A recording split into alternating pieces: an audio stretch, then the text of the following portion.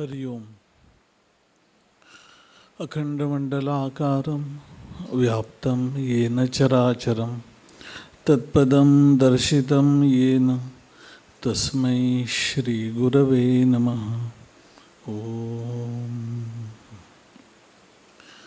नहि ज्ञानेन सदृशं पवित्रमिह विद्यते तत्स्वयं योगसंसिद्ध कालेनात्मनि विन्दते. चौथ्या अध्यायात गीतेच्या ज्ञानाशिवाय दुसरं त्याच्या इतकं पवित्र दुसरं काहीही नाही. आणि ते ज्ञान म्हणजे आत्मज्ञान. हा योग परिपूर्णतेने आचरणारी व्यक्ती काही काळांतराने स्वतःच्या आतमध्येच प्राप्त करून घेतो. आत्मनी म्हणजे स्वतःमध्येच. या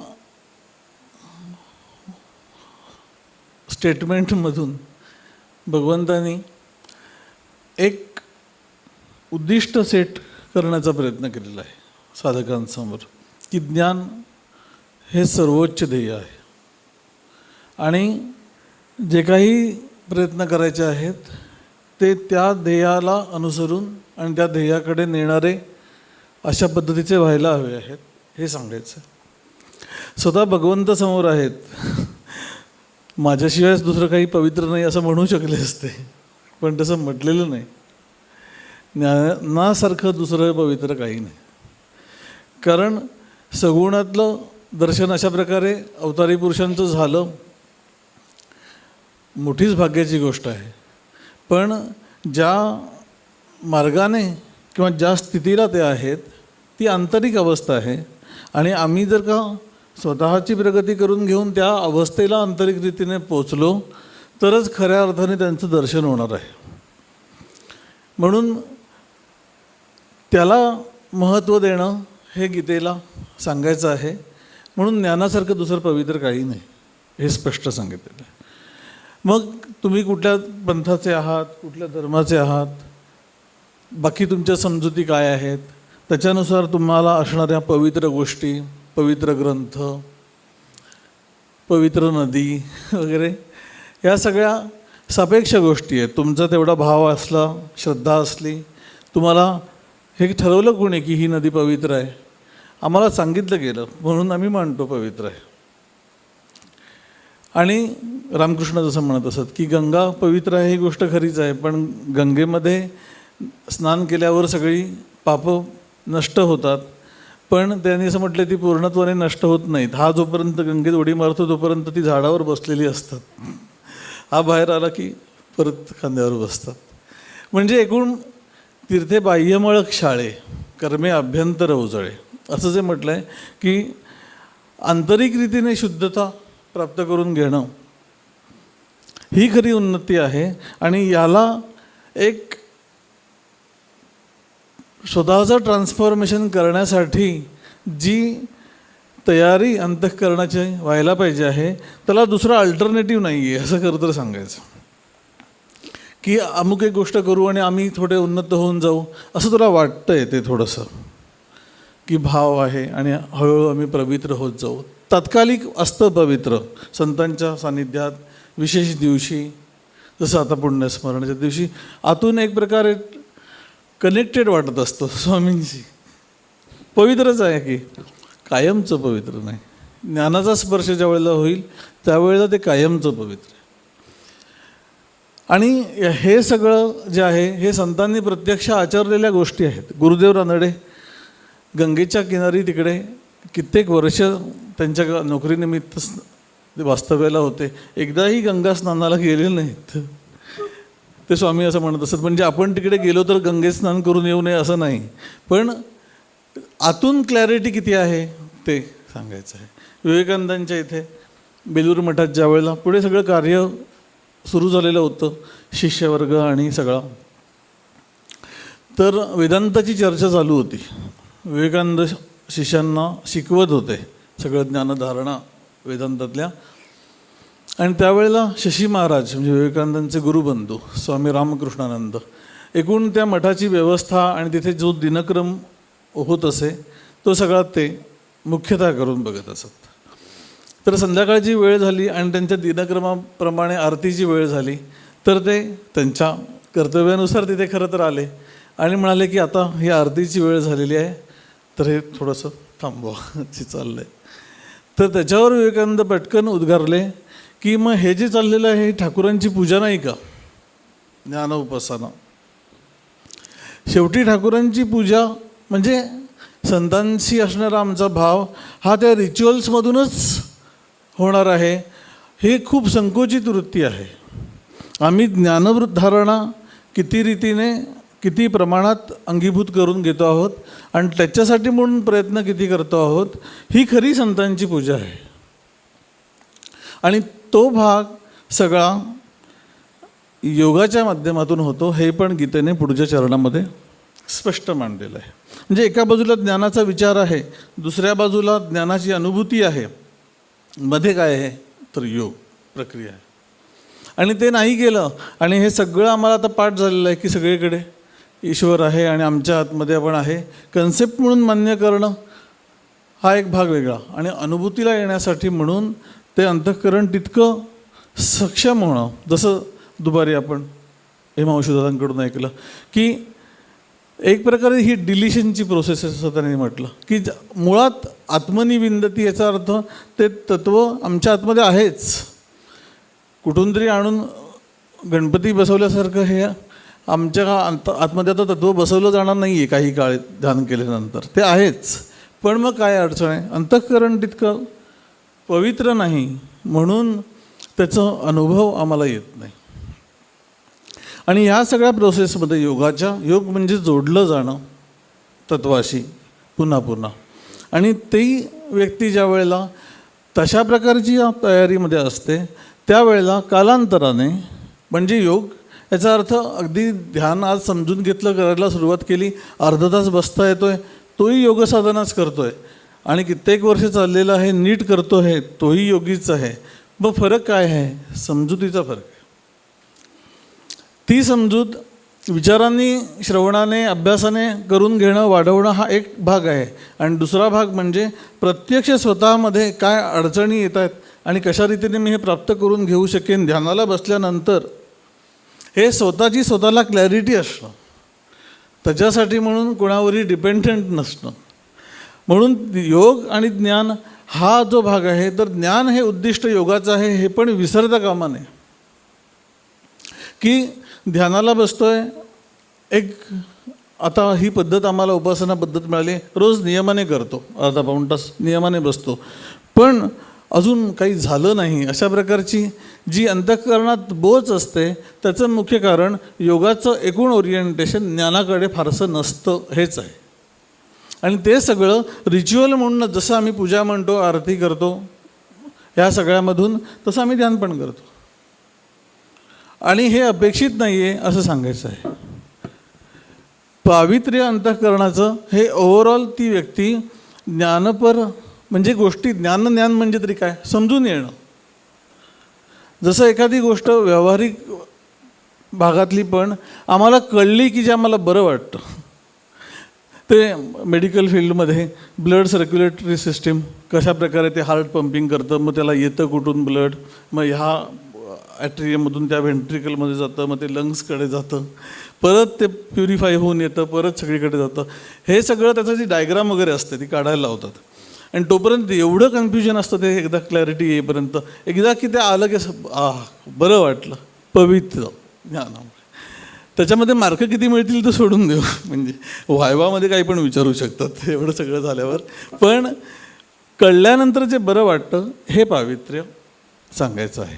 आणि तशा प्रकारची जी व्यक्ती कुतूहलाने ध्यानाकडे पण पाहिल, स्वतःकडे पाहिल, त्याला ते ज्ञान अंतःकरणामध्ये प्रकट होईल हळूहळू. म्हणून व्यवहारामध्ये पण की जसजसं हळूहळू वय वाढत जातं तसं माणसांचं नवीन गोष्टी समजून घेण्याकडे एक इनर्शिया झालेला असतो डेव्हलप, जाऊ दे ना असं वाटतं. आणि मग ती माणसं कोपअप नाही केलं की किरकिरी होऊन जातात नवीन जगाशी. आणि काही माणसं मात्र कायम टवटवीत असतात, नवीन गोष्टी समजून घ्यायला म्हणून उत्सुक असतात, आनंदात असतात. याचं कारण आंतरिक एकूण ठेवण ही काहीतरी नवीन गोष्ट समजून घेण्यासारखी असते, लहान मुलाची जशी असते तशी. म्हणून बालकवत असतात ज्ञानीपुरुष असं जे म्हटलेलं आहे की कसलीही दरवाजे त्यांनी मनाचे बंद केलेले नसतात, म्हणून ते तसे असतात. स्वामीजी हे सगळं त्यावेळेला ऑनलाईन सुरू झालं त्यावेळेला ते मेल कसे पाठवायचे वगैरे आसावरी बसले, म्हणजे तर सगळ्या गोष्टी शिकून घेतात. काय गरज होती म्हणजे कसं करायची, कुतूहल ज्ञानासाठीचं. आणि अशा व्यक्ती अंतःकरणाने टवटवीत राहतात. हाच टवटवीतपणा आम्हाला आमच्या योगसाधनेमध्ये आणायची आवश्यकता आहे. गतानुगतिक पद्धतीने एक ती ध्यानयोगाची प्रक्रिया चालली आहे आणि शांत वाटतं, बरं वाटतं आणि परत आमच्या रुटीनमध्ये आहेत. पण जरा स्वतःला तपासून बघ ना की पूर्वीपेक्षा अंतःकरण शुद्ध झालं आहे का. गॅरंटी नाही असं नाही म्हणता येत की आम्ही पहिल्यापेक्षा आता सुधारलो. आतून मी लोकांना वाटत असतं हे सुधारत चाललेत, पण तितकं अजून मनासारखं झालं नाही. याचं कारण स्वतःकडे पाहणं, पाहावे आपणासी आपण या नावे ज्ञान, याच्यामध्ये पाहणं म्हणजे जाणून घेणं. ते जे जाणून घेणं हा जो भाग आहे तो दर वेळेला, दर ध्यानाच्या वेळेला ताजा ठेवून, प्रफुल्लित ठेवून अंतःकरणाने केला तर तो योग आम्हाला हळूहळू आत्मज्ञानाकडे घेऊन जातो. आणि त्या टप्प्यांवरून जात असताना प्रत्येक टप्पा विचारांनी क्लॅरिटी घेत जाणं, करत असताना ती क्लॅरिटी अधिकाधिक वाढवत जाणं हे अपेक्षित आहे. म्हणून योग प्रक्रिया सांगत असताना सुद्धा आपल्याला परंपरेने ही जी आलेली आहे त्याच्यामध्ये प्रत्येक गोष्ट समजून घे, असंच का बसायचं हे समजून घे. मग पायाला एवढ्या गाद्या आम्हाला झोपायला पण लागत नाही, एवढ्या ध्यानाला लागतात, मुंग्या येऊ नये म्हणून. एकूण आमचं शरीर जे सुखावलेलं आहे त्याला ध्यानात पण तेवढं स्थिरम सुखम आसनम, त्यातलं सुख ध्यानाला भरपूरच लागतं आम्हाला. म्हणून हे सगळं लागतं. पण ते सगळं करून घे. ते झाल्यानंतर सरळ बस, श्वासावर लक्ष केंद्रित कर. मग श्वासावर तरी करून फार वेळ ते राहत नाही. स्वामी माधवनाथांना एकाने विचारलं होतं हे संवाद सत्रामध्ये की श्वासावर लक्ष केंद्रित करायचं की इथे करायचं. ते त्याच्यावर चांगलं ध्यान करणाऱ्या व्यक्तीने तर त्याचे म्हटलं की श्वासाचा आणि ध्यानाचा काहीही संबंध नाही आहे, खरंच नाही आहे. ते मन कंट्रोल करण्यासाठी म्हणून सगळं चाललेलं आहे, हे समजून घे. नाहीतर मग तिथेच अडकून ते आमचं श्वासावर बसतच नाही. नका बसे ना, श्वासावर बसण्याशी काय संबंध आहे. शांत बसल्यानंतर आता सगळ्या गोष्टी बाजूला टाकता येणं आणि त्या टाकण्यासाठी म्हणून काय काय करायला लागतं त्याप्रमाणे आमची दिनचर्या अलाईन करणं. बसल्यानंतर आता केवळ तो मंत्र आहे आणि मी आहे. अशा प्रकारे प्रत्येक टप्पा ज्ञानाकडे जाणारा म्हणजे एक अंतिम ज्ञानस्थिती आहे आणि तोपर्यंत जो सगळा भाग आहे ती प्रोसेस अधिकाधिक स्पष्ट करत जाते. म्हणून ज्ञान हा योगाचा परिणाम आहे आणि तो परिणाम एका टप्प्यावर गेल्यानंतर आत्मज्ञान हा स्पर्शा होण्याने एक होणारच आहे. जसं जे गुरुदेव म्हणत असतात की realisation is not an event but a process. तर त्याच्यामध्ये ही प्रोसेस आहे सगळी. आधी प्रक्रियाची क्लॅरिटी घेणं, नक्की आम्हाला ज्ञान होणारे म्हणजे काय हे तरी समजून घेणं, ते कशा पद्धतीने होणार आहे हे समजून घेणं आणि ते झाल्यानंतर प्रत्यक्ष करताना माझ्या ज्या अडचणी आहेत वैयक्तिक ह्या सगळीकडे शास्त्रांमध्ये त्याची उत्तरं आलेली असतील असं नाही. जितक्या व्यक्ती तितक्या प्रकृती असं म्हणतात, त्याप्रमाणे त्या प्रकृतीनुरूप अडचणी पण वेगळ्या वेगळ्या असू शकतात. त्याच्यामधून मार्ग काढून मला स्वस्थ राहता येतं आहे. ह्याच्यासाठी म्हणून ते एक ईश्वराच्या कृपेने होईल, गुरूंच्या कृपेने होईल, ते करून घेतील हा भाव शरणागतीचा म्हणून छान आहे. पण त्याच्या पलीकडे जाऊन ते करून घेण्यासाठी तू त्यांना थोडी मदत कर ना, ती समजून घेऊन होईल की मी अशा पद्धतीने केलं की माझं ध्यान लागतं.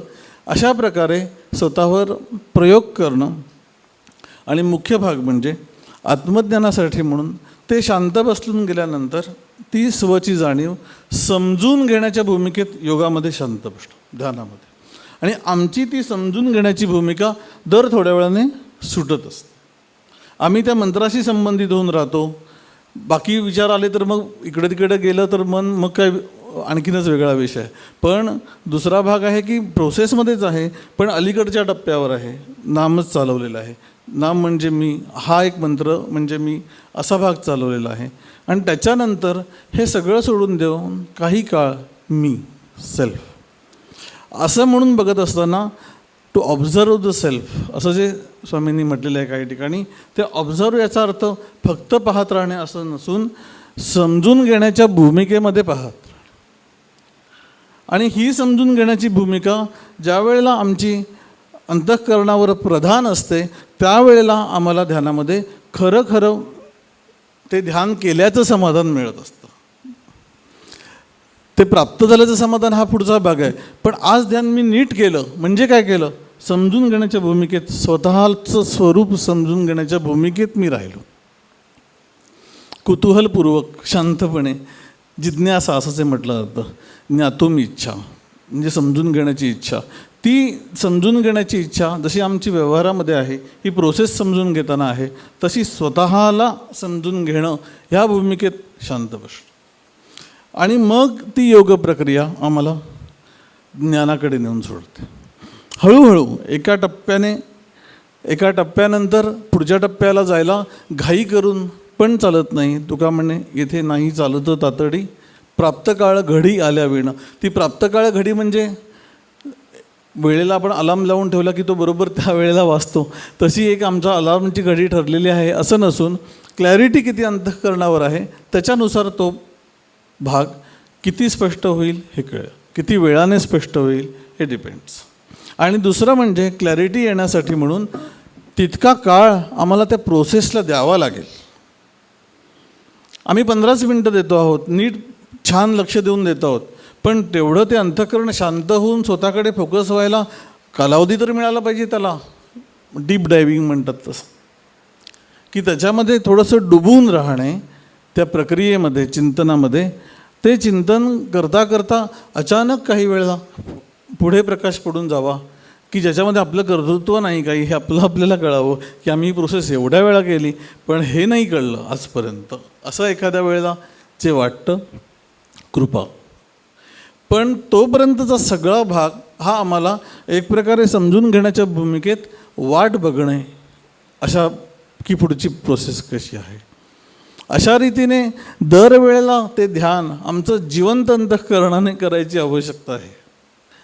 रिच्युअल म्हणून न करता जिवंत अंतःकरणाने केलं तर ते ध्यान आम्हाला खूप काही देऊन जातं. मग आम्ही जे काही करू शकत नाही फारसं, ही जी अंतःकरणाला उणीव भासत राहते ती सगळी ह्या आमच्या ज्ञानमय भूमिकेतून आम्हाला फुलफिल करता येते.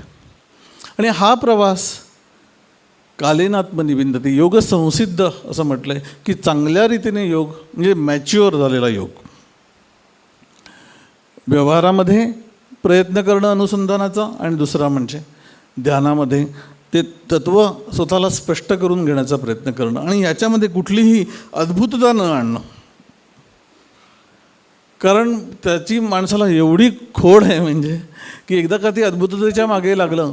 स्वामींनीच ते एकदा बोलताना म्हटले होते की अमुक एक गोष्ट झाली आणि अनुभूती आली की त्या अनुभूतीमधूनच आता आमचं झालं असं समजणं, आम्ही आता इतरांपेक्षा वेगळे आहोत असं समजणं, हे इतकं होऊ शकतं. आणि सुदैवाने ह्या ज्ञानप्रक्रियेमध्ये म्हणजे अंडरस्टँडिंग द सेल्फ ही भूमिका जर का अंतःकरणाने पहिल्यापासून स्पष्ट ठेवली तर ह्या इतर अनुभूती येण्याचं प्रमाण खूप कमी होऊन जातं. निग्लिजिबलच होतं.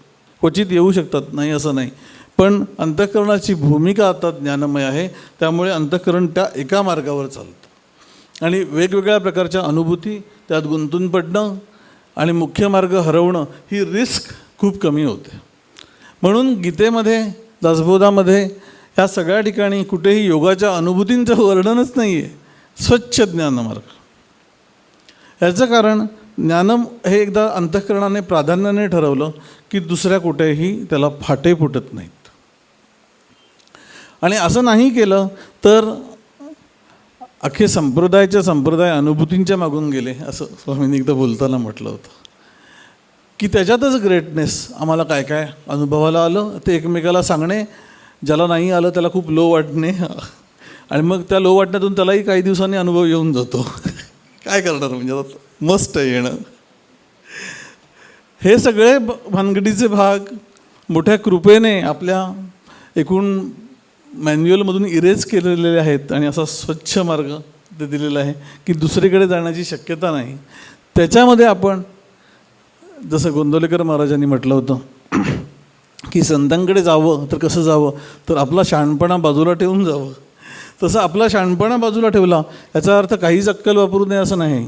मार्ग समजून घेण्यासाठीची वापरली, पण भलतंच काहीतरी करायच्या आपल्या अकलेने करायच्या भूमिकेत नाही राहिलं तर तो मार्ग आम्हाला निश्चितपणे संत तिथपर्यंत नेऊन सोडतील, स्वामीजी तिथपर्यंत नेऊन सोडतील.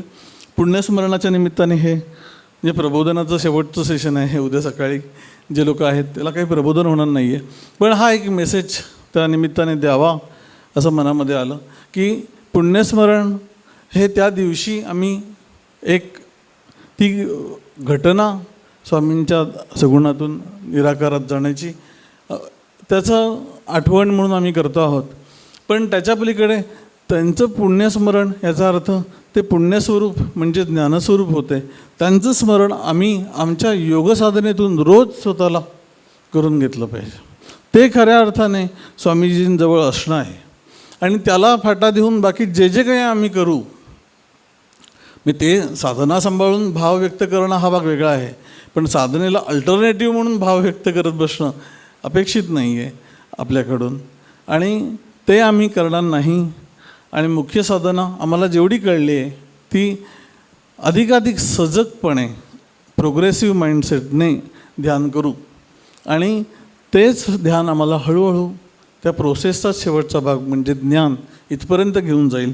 आणि ते जे अंतिम ध्येय आहे त्याला आम्ही कुठेतरी खाली आणून आमच्यामध्ये शॉर्ट सफिशियंट म्हणतात तसं राहणार नाही.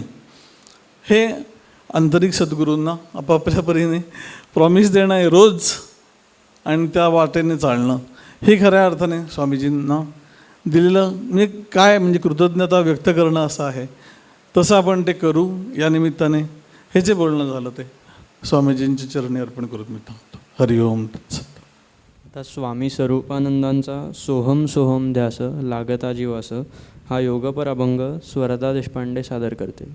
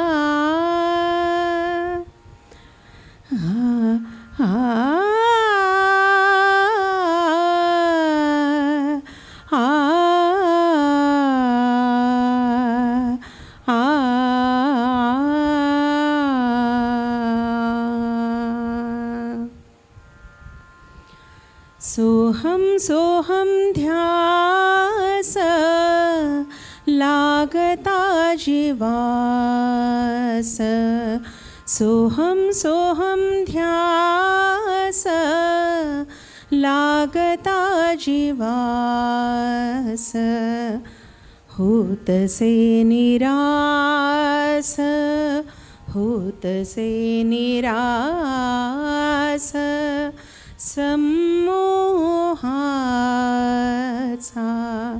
होतसे निरास, सम्मोहाचा, सोहम सोहम ध्यास लागता जीवास, सोहम सोहम ध्यास लागता जीवास, त्रिगुणाचे भय हारपे मी पण, त्रिगुणाचे भय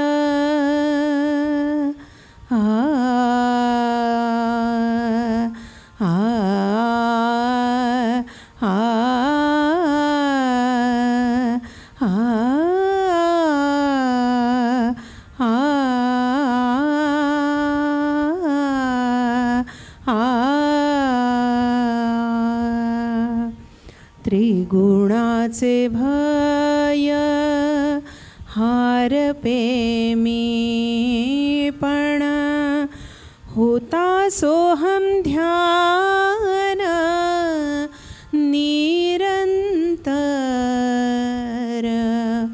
होता सोहम ध्यान निरंतर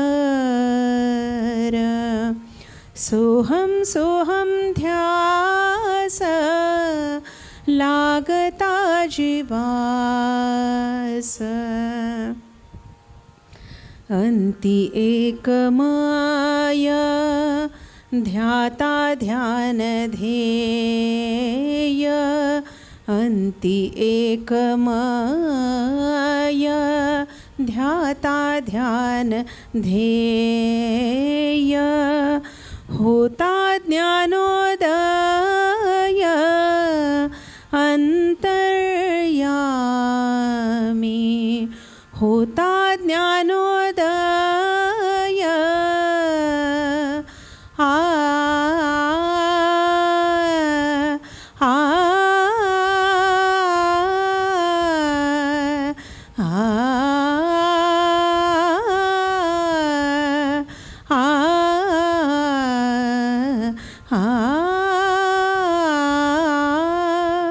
होता ज्ञानोदय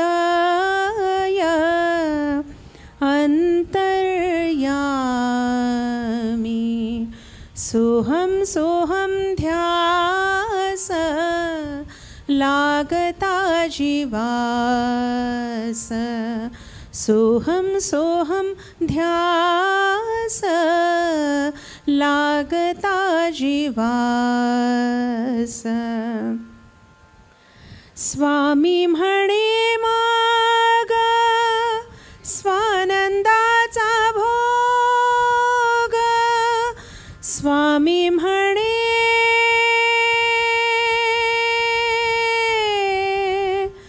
आ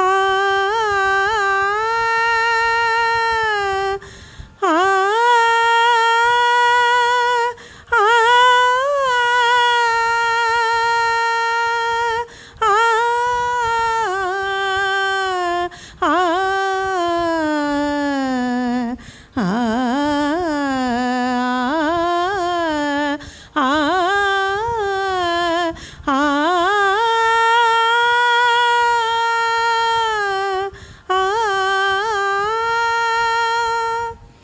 स्वामी म्हणे मग स्वानंदाचा भोग स्वामी म्हणे मग स्वानंदाचा भोग होय तोही सांग सुखरूप होय तोही सांग सुखरूप सोहम सोहम ध्यास लागता जीवास सोहम सोहम ध्यास लागता जीवास होतसे निरास होतसे निरास सम्मोहाचा सोहम सोहम ध्यास लागता जीवास सोहम सोहम ध्यास सोहम सोहम ध्यास सोहम सोहम ध्यास लागता जीवास हरि ओम.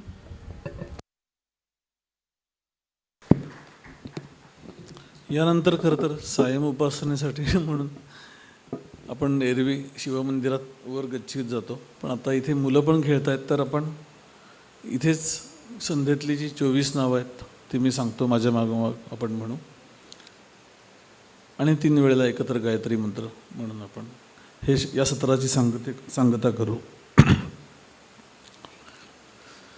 ओम केशवाय नमः. ओम नारायणाय नमः. ओम माधवाय नमः. ओम गोविंदाय नमः. ओम विष्णवे नमः. ओम मधुसूदनाय नमः. ओम त्रिविक्रमाय नमः. ओम वामनाय नमः. ओम श्रीधराय नमः. ओम ऋषिकेशाय नमः. ओम पद्मनाभाय नमः. ओम दामोदराय नमः. ओम संकर्षणाय नमः. ओम वासुदेवाय नमः. ओम प्रद्युम्नाय नमः. ओम अनिरुद्धाय नमः. ओम पुरुषोत्तमाय नमः. ओम अधोक्षजाय नमः. ओम नरसिंहाय नमः. ओम अच्युताय नमः. ओम जनार्दनाय नमः. ओम उपेन्द्राय नमः. ओम हरये नमः. ओम श्रीकृष्णाय नमः.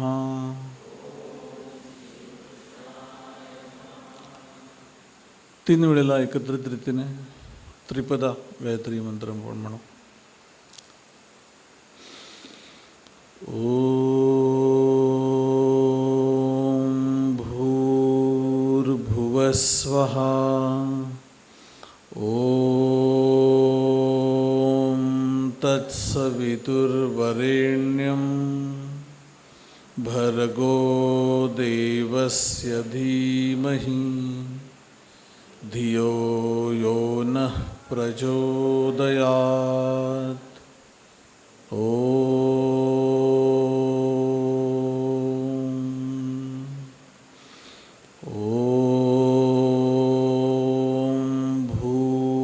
भूर्भुवस्वः. ओम तत्सवितुर्वरेण्यं भर्गो देवस्य धीमहि धियो यो नः प्रचोदयात्. ओम